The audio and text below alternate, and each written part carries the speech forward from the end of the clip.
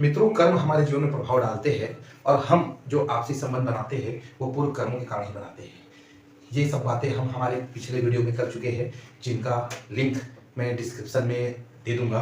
उनसे आप पुराना वीडियो देख सकते हैं। वो वीडियो जो था मित्रों, वो हम कैसे आपस में मिलते हैं इस जन्म में, माता पिता, भाई बहन, नाते रिश्तेदार, मित्र, और कैसे हमारा आपसी संबंध बनता है, उसके बारे में एक था जिसका टाइटल था मिलते नहीं हम मिलाए जाते हैं। उसके बाद मित्रों एक दूसरा वीडियो आया जिसमें मैंने ये बताया कि जो ग्रह नक्षत्र है वो हमारे ऊपर 100% प्रभाव डालते हैं। इसका तात्पर्य ये था कि हम पहले वीडियो में जो बताया कि हम किस प्रकार पूर्व जन्म के कर्मों के अनुसार मिलते हैं, वो कर्म जो हमको फल देते हैं, तो वो कर्म किसके द्वारा फल देते हैं? ग्रहों के द्वारा फल देते हैं। तो इसको हमने कनेक्ट करके आपको ये बताया कि जो ग्रह नक्षत्र है और ये जो कर्म है पूर्व जन्म के, वो दोनों ही मिलके हमें फल देते हैं, या दूसरे शब्दों में कहे तो ग्रह नक्षत्रों द्वारा ही वो कर्मों का फल हमें दिया जाता है या भोगवाया जाता है। अब मित्रों हम इस वीडियो में ये बात करेंगे कि जो कर्म हम भोग रहे हैं, फल, कर्मों का फल जो हम भोग रहे हैं पूर्व जन्म का, जो हमारा प्रारब्ध बन गया है, जो हमारा भाग्य बन गया है, उसके लिए हम ग्रह शांति, ग्रह पूजा करवाते हैं, पूजा पाठ करते हैं और अन्य कई उपाय जो बताते हैं शास्त्र में, ज्योतिषी में, उसे करते हैं। लेकिन मित्रों कुछ ऐसी जो बातें हैं, ऐसे और जो उपाय है जिन्हें अगर हम न करें तो वो ग्रह शांति, पूजा पाठ भी फल देगा, लेकिन 100% वो आपका शांति नहीं करेगा। वो उपाय मैं आज यहाँ इस वीडियो में बताने वाला हूँ। तो मित्रों आपका बहुत बहुत स्वागत है मेरे चैनल जीवन सूत्र में। इस वीडियो में हम बात करेंगे मानवीय व्यवहार, मानवीय संबंध, मानवीय रहन सहन, खान पान एवं मानवीय दिनचर्या, जिसके द्वारा हम अपने खराब ग्रह नक्षत्रों को अपने कंट्रोल में कर सकते हैं, उनकी शांति कर सकते हैं। तो ये सब जानने के लिए मित्रों लगातार बने रहिए और अंत तक देखिए ये हमारा आज का वीडियो। मित्रों सबसे पहले हम बात करते हैं मानवीय व्यवहार की। मित्रों हम जो दिन भर, सुबह शाम और जिंदगी भर जिनके साथ रहते हैं, जिनके साथ हमारा संबंध है जन्म से लेकर मृत्यु तक, वो लोग हमारे ऊपर प्रभाव डालते रहते हैं और हम भी उनके ऊपर प्रभाव डालते हैं। लेकिन इसको हम एक नॉर्मल रूप में लेते हैं, कभी ध्यान नहीं देते कि भाई हम जिनके साथ रह रहे हैं उनके साथ अगर हम थोड़ा सा भी गलत व्यवहार करते हैं, उन संबंधों के साथ गलत व्यवहार स्थापित करते हैं, तो कैसे ये ग्रह नक्षत्र रुष्ट हो जाते हैं, ये ग्रह नक्षत्र हमारे विपरीत हो जाते हैं। जी हाँ मित्रों, ये बहुत सत्य बात है। आपका ग्रह नक्षत्र अगर खराब है, किसी ने आपको कहा कि आपका राहु खराब है, आपका केतु खराब है, सूर्य खराब है, शनि खराब है, उसकी शांति कराइए, बहुत अच्छी बात है। आप शनिदेव की शांति कराइए, राहु केतु की शांति कराइए, अन्य जो भी ग्रह है उसकी शांति कराइए, पूजा कराइए, उनके देवताओं की पूजा कीजिए, उनके ग्रह से संबंधित जो मेन देवता है उनकी पूजा कीजिए। लेकिन आप अपने साथ रहने वाले जो आपके रिश्तेदार, सगे संबंधी, आपके माता पिता, भाई बहन, पुत्र पुत्री, दोस्त, यार, पड़ोसी, जितने लोग आपके कांटेक्ट में, उनसे अगर आपका संबंध मधुर नहीं है, या संबंध आपने मधुर नहीं बनाया है, या आप संबंध उनसे बिगाड़ते चले जा रहे हैं, तो आप कितनी भी ग्रह की शांति करा लीजिए, कहीं भी पूजा करा लीजिए, ग्रह नक्षत्र संबंधित व्यक्ति से संबंधित ग्रह नक्षत्र शांत नहीं होगा। और ये होता है, कई बार होता है, हम परेशान होते हैं, ज्योतिषों के पास जाते हैं, वो बताते हैं कि फलाना पूजा करना है, पूजा भी हो जाता है, फिर भी शांति नहीं मिलती। पूजा हो जाता है कई बार, उसके बाद भी वो फलीभूत नहीं होते। उसका मेन कारण है मित्रों कि जो हमारे संबंध है, जो हमारे संबंधी है, उनसे अगर हम संबंध बिगाड़ते हैं तो संबंधित ग्रह नाराज हो जाते हैं। जैसे मैं बताना चाहूंगा, सूर्य जो ग्रह है, अगर वह नीच है या सूर्य ग्रह कहीं पे पाप ग्रह से दृष्टिगोचर हो रहा है, दृष्टि पड़ रही है, कमजोर है सूर्य ग्रह अगर, और आप सूर्य देव को अर्घ देते हैं, बहुत अच्छी बात है। लेकिन इसके लिए आपको अपने पिता से अच्छे संबंध बना के चलना पड़ेगा। अगर आपका पिता, अपने पिता से अच्छा संबंध है, आपके पिता का आपके ऊपर आशीर्वाद है, तो सूर्य आपके मजबूत रहेंगे, आपको आशीर्वाद देंगे। यही बात मित्रों चंद्र ग्रह के ऊपर भी जाती है, सभी ग्रहों के ऊपर जाती है। अगर आपका चंद्र नीच है या पाप ग्रहों से ग्रसित है, तो आपको अपनी माता से अच्छा संबंध बनाना पड़ेगा, उनसे अच्छा व्यवहार करना पड़ेगा, उनका आशीर्वाद लेना पड़ेगा। और आधा से ज्यादा जो जिंदगी की समस्या है मित्रों, वो माता पिता से ही लोगों को हो रही है, या माता पिता को लोग दे रहे हैं, क्योंकि उनका आदर सम्मान नहीं कर रहे हैं, उनका आशीर्वाद नहीं ले रहे, और आप ग्रहों की शांति करा रहे हैं, पूजा पाठ कर रहे हैं, तो कहां से वो फलीभूत होंगे। तो इसलिए मित्रों जिस प्रकार सूर्य, चंद्र ग्रह माता पिता को रिप्रेजेंट करते हैं, उसी प्रकार अन्य ग्रह भी करते हैं। मंगल को लीजिए, मंगल आपके भाइयों को, जो भाई है उनको रिप्रेजेंट करते हैं। अगर भाइयों से आपका जमीन जायदाद को लेकर, किसी बात को भी लेकर विवाद है, तो ये मान के चलिए कि मंगल ग्रह भी आपके ऊपर कुपित होगा, उसका परिणाम मंगल ग्रह जरूर देगा। इसी प्रकार बुध ग्रह पूरे भाई बहन और अन्य रिश्तेदार ननिहाल पक्ष भी आता है। इसमें गुरु ग्रह तो सीधा सीधा पत्नी की कुंडली में, यानी लड़कियों की कुंडली में गुरु ग्रह तो सीधा सीधा पति का कारक होता है। कहीं से भी अगर शादी के बाद भी अगर पति पत्नी इसमें रिलेशन सही नहीं है तो उसमें भी गुरु ग्रह का कारक रहेगा और पति की कुंडली में शुक्र ग्रह कारक रहेगा। तो इस प्रकार लड़के लड़कियों के लिए गुरु और शुक्र ये दो ग्रह जिम्मेदार रहते हैं। तो पति पत्नी का भी अगर आपस में कहीं तनाव है, कहीं पे कुछ विवाद है, तो यह भी मान के चलिए कि ग्रह आपको प्रताड़ित करेंगे, पीड़ित करेंगे। वो स्वयं पीड़ित होंगे, आपको भी पीड़ा देंगे। उसी प्रकार मित्रों शनि ग्रह लीजिए। शनि ग्रह जो है वो नीचे तबके के जितने भी लोग हैं, जितने भी लेबर क्लास लोग हैं, जो नीचे तबके के लोग हैं, जो श्रमिक वर्ग है, उस पर शनि ग्रह की विशेष कृपा होती है। कहते हैं कि शनि देव उन्हीं में बसते हैं। तो जो नीचे के क्लास है, जो हमारी सेवा करते हैं, हमारे यहाँ काम वाली बाई हो गई है, दूध वाले हो गए, अन्य जो भी इस प्रकार के जो हमारी सेवा करते हैं समाज में, श्रमिक वर्ग हो गया, लेबर क्लास हो गया, वो सब शनि के कारक है। उनसे अगर आपका व्यवहार अच्छा नहीं है, आपने थोड़े पैसे के लिए उनको रुलाया है, उनको परेशान किया, किसी का पैसा रोक लिया, किसी का पैसा खा लिया, कहीं से भी अगर लेबर क्लास को आपने प्रताड़ित किया, आप लाख शनिदेव को तेल चढ़ाओ, वो शांत नहीं होने वाले, क्योंकि ये साक्षात शनिदेव इन्हीं में विराजमान है। इनका अगर हाय निकला तो आपका शनि कभी शांत नहीं होने वाला। और यही स्थिति राहु और केतु की भी है।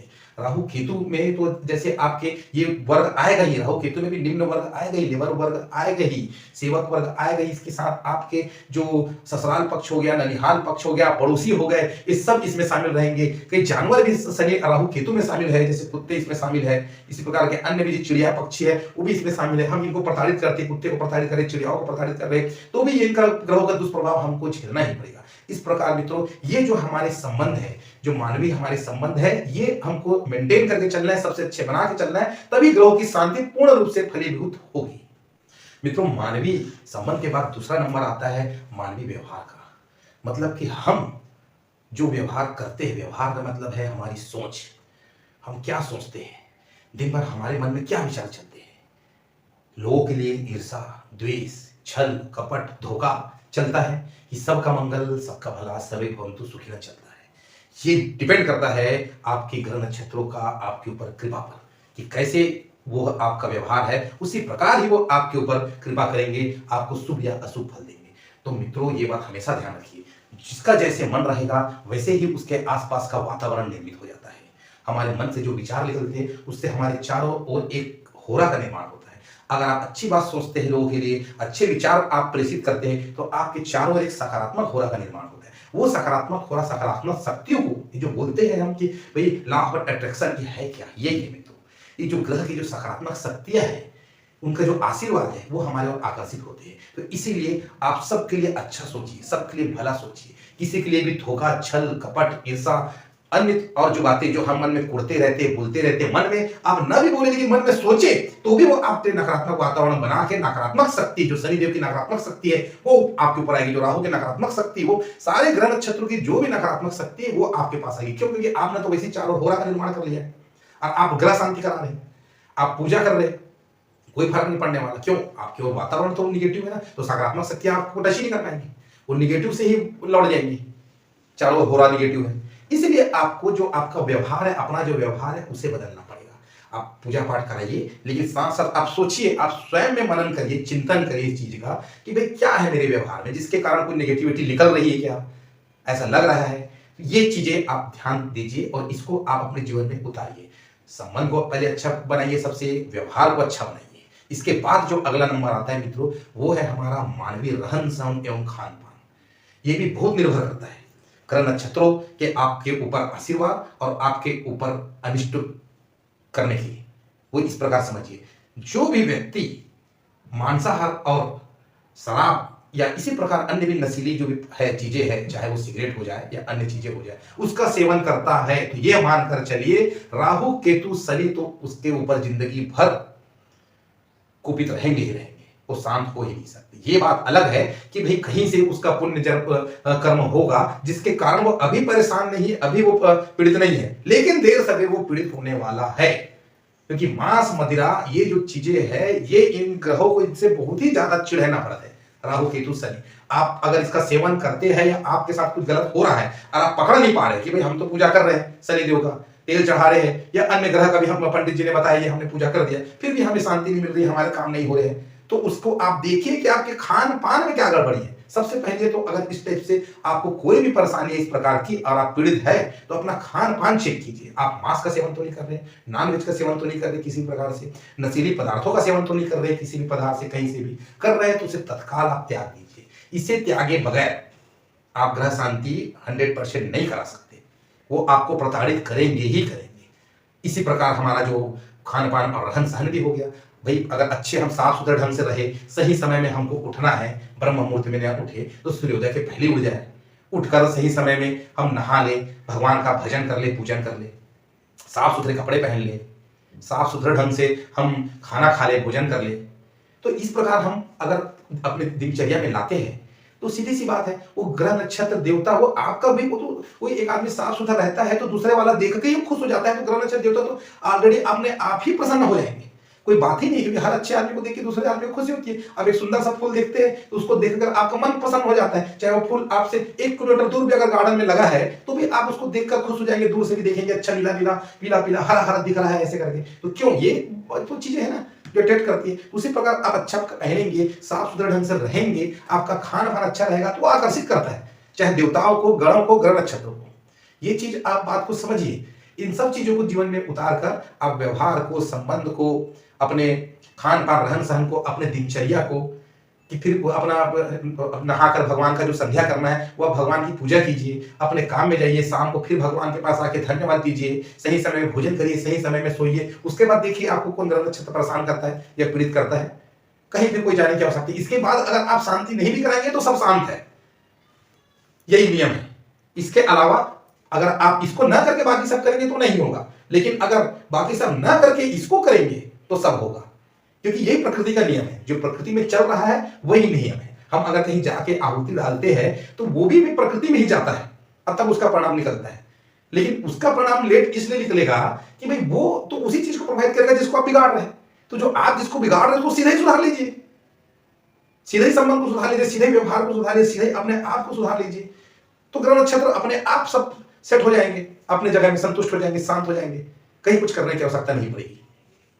तो मित्रों, इस प्रकार हमने आज यहां देखा कि किस प्रकार हमारा व्यवहार, हमारे संबंध, हमारी सोच, हमारे खान पान, रहन सहन, पूरा ये जो है चारों हमारे एक सकारात्मक वातावरण का निर्माण करता है, जिसके कारण शक्तियां हमारे पर आकर्षित होती है और हमें आशीर्वाद देती है। यह नियम हर जगह लागू होता है, ये हर परिस्थिति में लागू होता है। आप घर में अच्छा वातावरण बनाने, ग्रह नक्षत्र शांत न भी है तो भी ये एक सामान्य नियम है एक सही जीवन शैली के लिए। तो इसे तो हम सबको पालन करना चाहिए। अगर मित्रों वीडियो पसंद आया हो तो लाइक करके कमेंट भी जरूर करिए, ताकि हमें बताइए कि यह आपको कैसा लगा। और चैनल में नए हैं तो सब्सक्राइब कर दीजिए। हमारा अगला वीडियो इसी से संबंधित रहेगा, जो हम जीवन में जो आगे बढ़ रहे हैं, हमारा जो जीवनचर्या आगे बढ़ता है, उसी से संबंधित मित्रों हम ये वीडियो लगातार एक के बाद एक सीरीज में बनाते जा रहे हैं, ताकि आप उस चीज को समझे और आपके जीवन की जो समस्या है वो भी उसका हल भी इसमें आपको मिलते रहे। धन्यवाद, नमस्कार, जय श्री राम।